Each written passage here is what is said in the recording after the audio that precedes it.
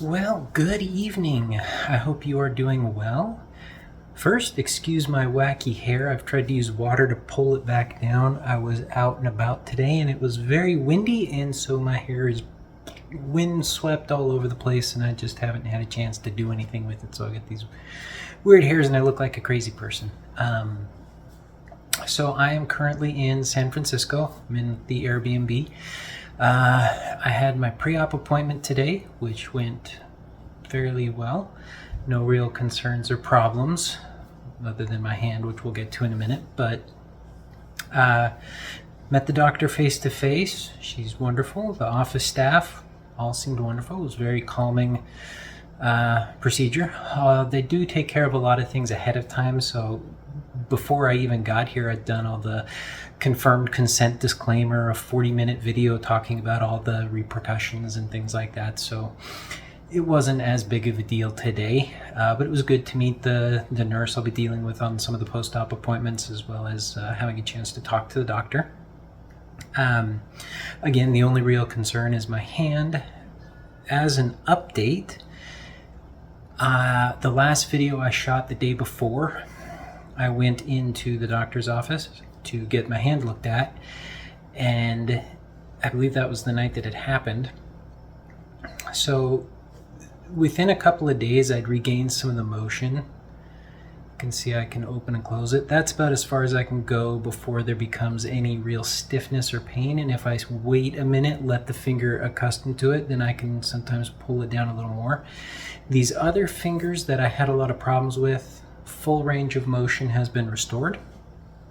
If you look at the rest of it, it's kind of hard to see in this lighting, but the bruising extends all the way down to my wrist, and now there's this dark circle of bruising back on my wrist. So if I can get a good angle on the lighting so that it shows up, and you can see the tip of the pinky is just yellow. This whole thing was messed up. And a couple days afterwards, these three fingers, from the middle finger, ring finger, and pinky finger, all three knuckle joints were badly bruised. And you can see between the fingers, there's a darker spot where there is still some bruising across each finger that's not quite healed yet. In the palm, you can see the bruising is still there. But this bruising went way down, and were darker patches like in this knuckle up here. If I can pull in, yeah, you can see how each of the joints here is really bad. That extended all the way down my palm and some of the lines down there. So I did a number on my hand. The first doctor couldn't see anything because it was too swollen and I couldn't get it in a position for a really good x-ray. The doctor thought she saw something that might be a fracture, but she couldn't confirm it. Her radiology department called her back after taking a better look at the x-ray. And they didn't see anything on it, so that was good. But they did ask me to go back in a week, which would have been today, and get another x-ray done. Well, I'm in another state and I'm not going home for a month, so I got an x-ray on Monday before I left my home, and that doctor said, I don't see anything. But then the radiology department called me on Tuesday while I was sitting in my airplane seat ready to go, and said, guess what, your finger's fractured. So somewhere up here in this digit, closer to the knuckle and the socket, is a fracture. That, because I'm left-handed, is going to make dilation more interesting. Now, I'm slightly ambidextrous with my right hand, so I'm not going to be totally worthless, but it's going to be a bit of an interesting thing because I cannot bend this pinky, nor can I put a lot of pressure and weight on it, so trying to go down there and do what needs to be done is going to be a problem.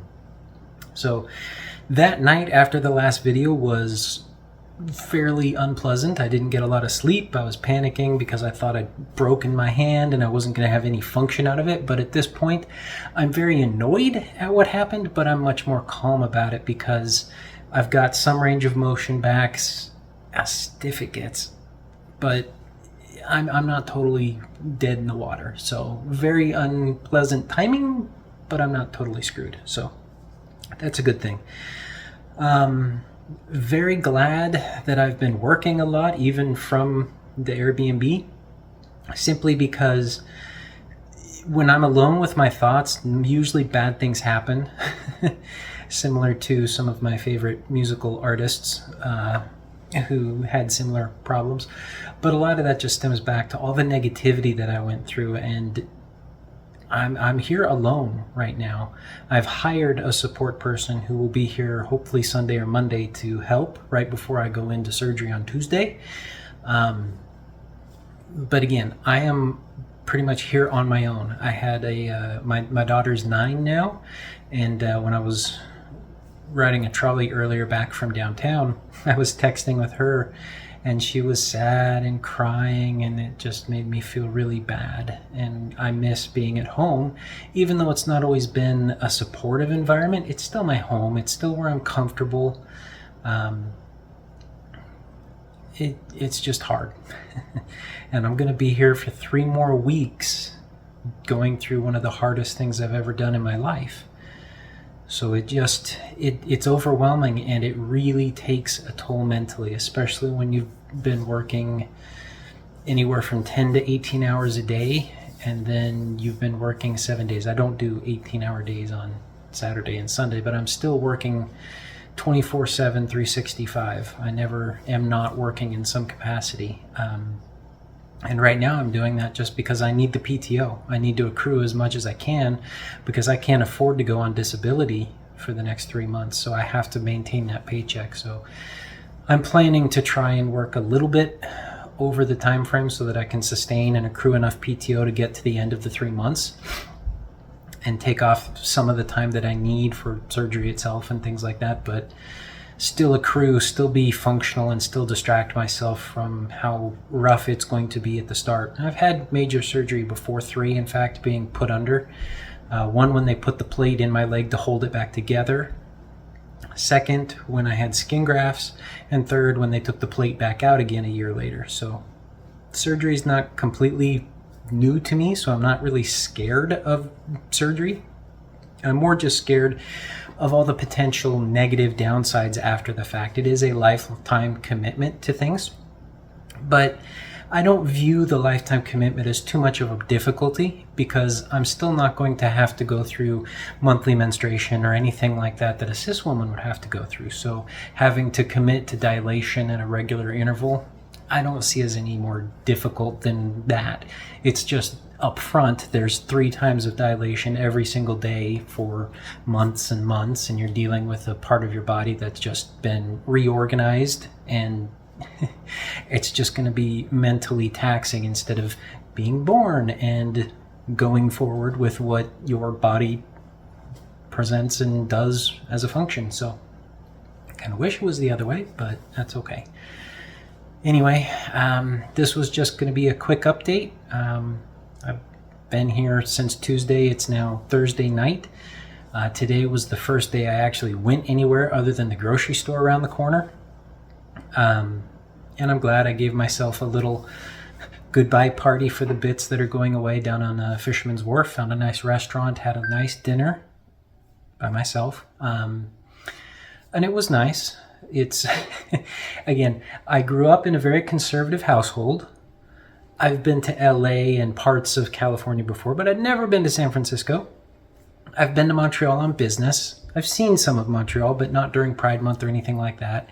I've been to Toronto and things like that, but this was all prior to me understanding myself. So being here now and just going around town and seeing all of the pride flags and even the trans flags and the other different asexual and bisexual and lesbian and all the different flags everywhere, it's almost overwhelming for me coming from a very repressive thing. And in Dallas, we do have a nice little pride area in town where they do have really nice painted pride flag crosswalks and stuff. And it's a nice area, but it's just like a block or 2 of the street. Whereas here, there's so much of it. Even a house had the pride flag painted on the front of it.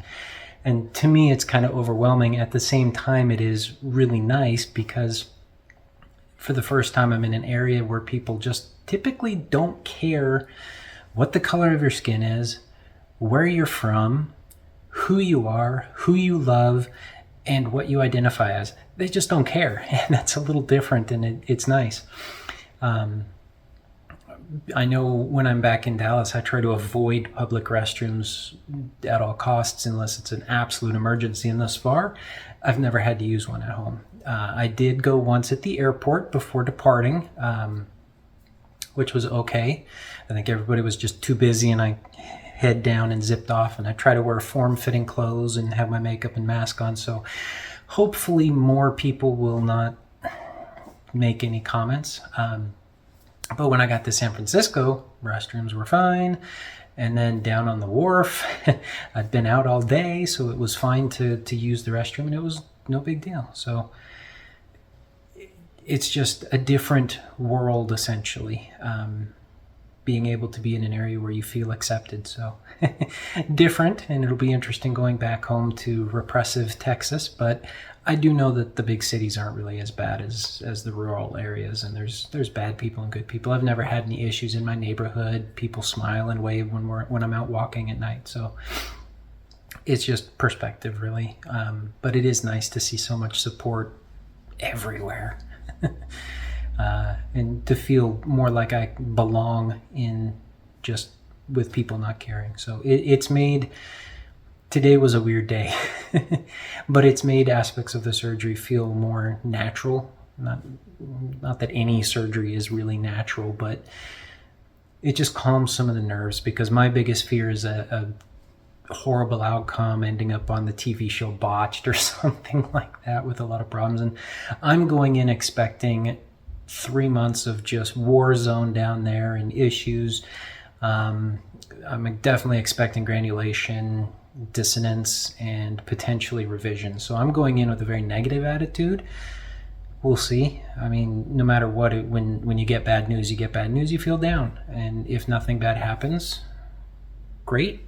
But I'm expecting issues just because that's the way most things in my experience have gone. But I may do a short video pre-surgery. We'll see how my nerves do, and then I'll really try to do some things as I start to move through recovery, just kind of talking about certain things while they're fresh on my mind. It's still going to be difficult, and I'm not going to probably feel very comfortable going too in depth because I'm still new to this vlogging thing and putting my actual thoughts outside of a video game or a computer hardware out there in the open. But I think it's beneficial, and as I said before, these types of videos really, really helped me recognize aspects of myself. No two people are alike, but when you find similar resonance with things, it's very helpful. And the more information we put out there, the more people can get help. Doesn't mean that I'm advocating flat out for anybody to go through transition. You need to understand your own situation and not rush into something that you may regret in the long run. It's been 3 years since I really started exploring the transgender side of things. I've been on HRT for over 2 years now, and I'm at a point where no matter what concern or negativity I have more positive direction to keep me on the path I'm going on. But again, don't rush any decisions. Take your time to properly understand your feelings, what you need. Work with a proper specialist who can help guide you. They should never tell you what to do. They should only give advice on things you can try. And the rest is up to you on how you feel and what you want. And I know in this day and age, with how